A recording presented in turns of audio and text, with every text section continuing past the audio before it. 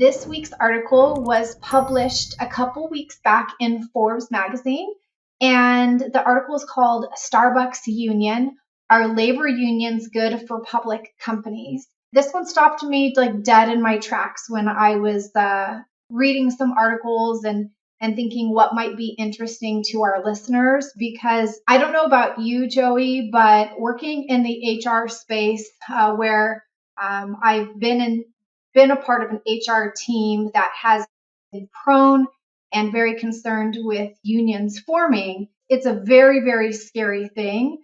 And for those of you that, have not worked in a union environment, I think from an HR perspective, the reason that it's scary is because it takes away a lot of the control. It takes away a lot of the ability to just independently execute on the things that we know and believe are best for our team members. So, Joey, have you ever worked with any companies that are part of a union, and or like what are your thoughts on them in general? Yeah, I have. So I worked for a federal contractor here in the DMV with about 1,500 employees, and I think about 40 to 30% of them were union because of the location of the work site. So some work sites were unionized, some were not.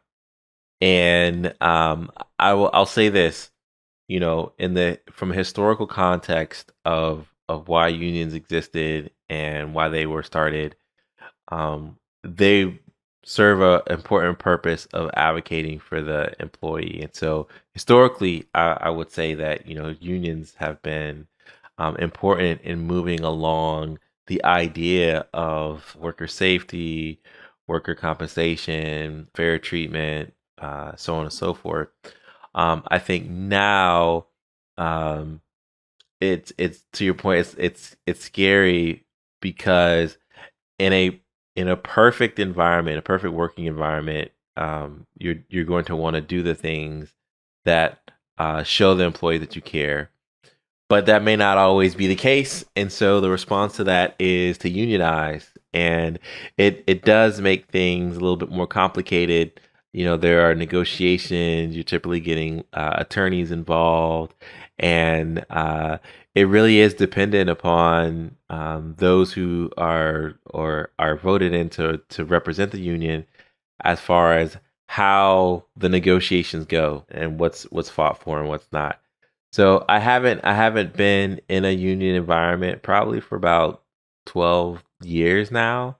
But now you got all these public companies that are unionizing, and it's interesting that we're visiting this for public companies because that hadn't always been the case. Yes, well, what's really interesting is that the popularity of unions has actually been on the decline. So it wasn't until the pandemic that shifted drastically. Between October of 2021 and March of this year, the NLRB union petitions actually increased 57%, which is just staggering. So it's, such a drastic shift in the direction that it's been going. And so, I want to share a little story about Starbucks specifically, because in this article that we're talking about, I think it's important to kind of know the backstory of like, well, how the heck did they get here?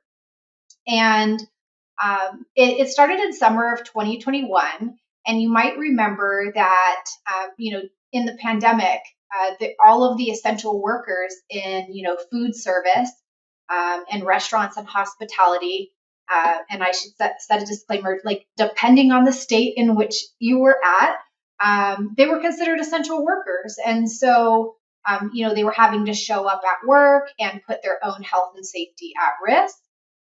And during this time, a lot of public companies, and if you go out to this article, there's actually 22 major companies. But during this time, while employees were putting their safety at risk, these companies were actually achieving record-breaking profits.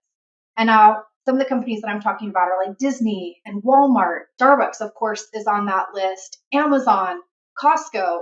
And unfortunately, during this time, employees are being faced with, well, like, how am I going to pay my rent? Like, what if I get sick? Like, how am I going to have enough money to feed my family? So there's this big disconnect between now employees feeling underappreciated and undervalued for this, service and, kind of the conditions that they're having to work under. And the article points out that these workers, Joey, got less than 2% of that benefit. Now, it should be no surprise that employees in this group are unhappy. Yeah.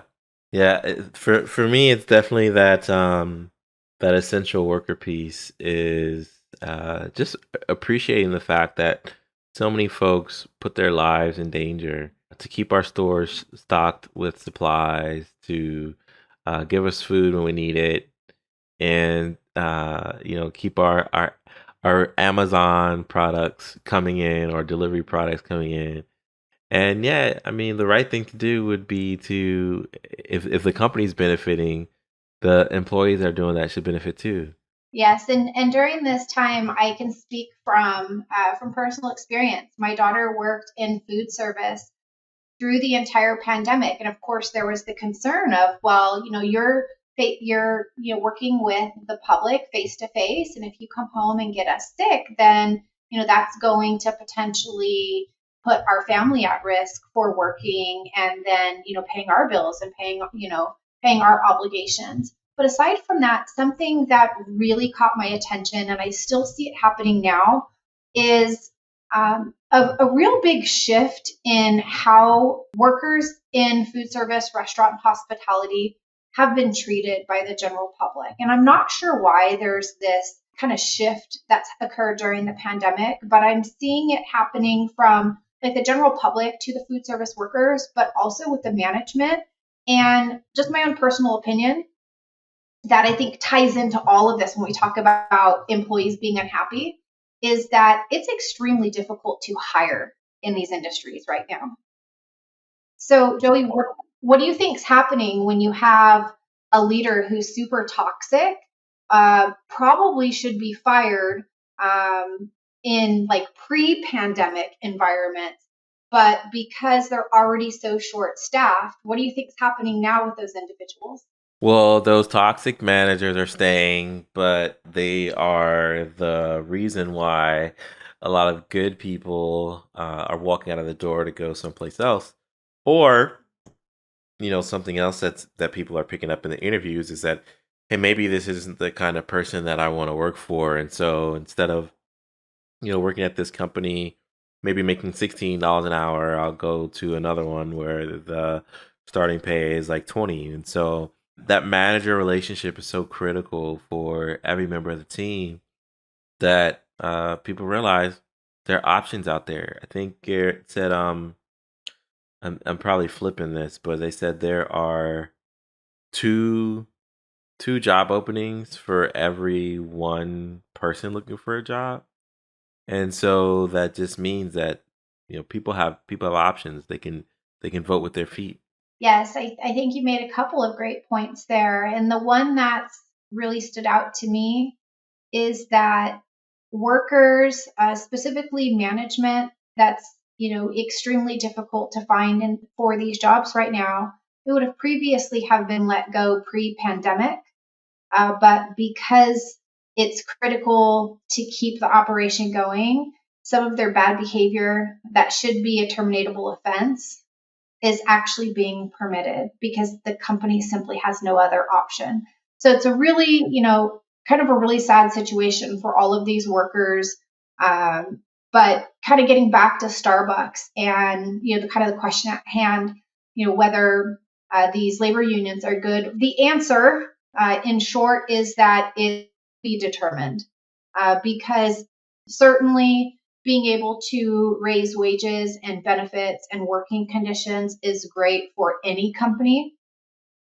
But it's also dependent on, whether that is a sustainable model for that business, right? So I think it's too early to say whether, for these companies, it's going to be, kind of taking a different look at their like total comp strategies and taking a different look at how they're treating their team members, I think is the first part of like fixing the real problem at hand. But it's going to be really interesting to see what happens at Starbucks, because the workers are negotiating for higher pay. And then there's also been a different pay strategy that's come out for the non-union locations.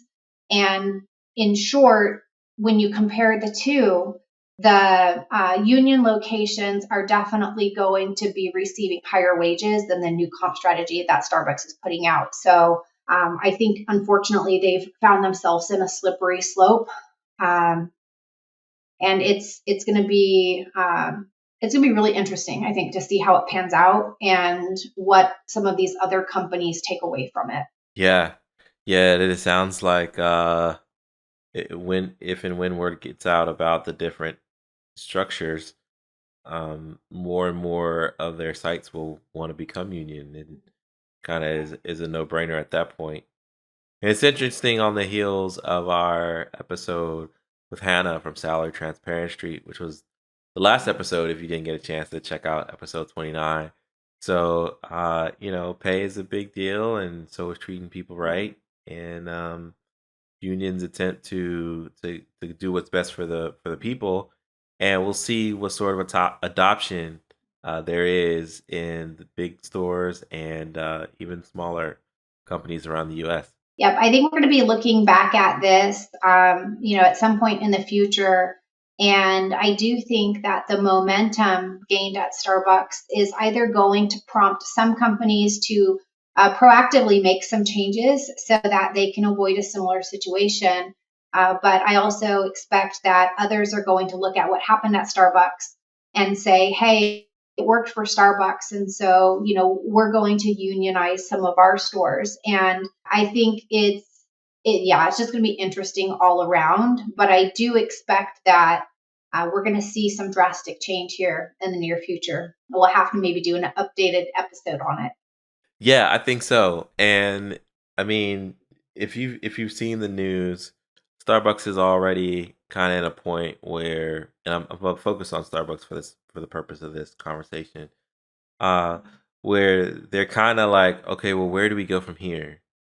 They've been a dominant player in the coffee industry, but now that trends are changing, where people aren't meeting in Starbucks, what does this mean for their brand, and are they as competitive in a drive-through, quick walk-in retail sort of environment where there's a Dunkin' Donuts, or Dunkin', there's every restaurateur has brews coffee, right? And so it's like it's interesting for it to come at a time where Starbucks is trying to figure out what's next, and then they will also have the addition of unionization to unpack and explore as they fight to remain relevant. Because as we all know, Summer loves a good Dutch Brothers coffee, and the moment they spread all across the globe, it could be a wrap.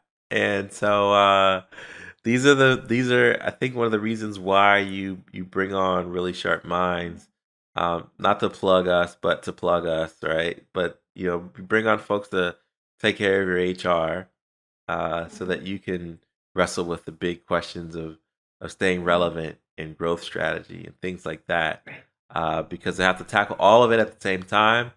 Starbucks is having to face that, but so many other employers, big and small, across the country are figuring out how do we hire and keep great talent while also making necessary pivots that we have to make to stay competitive.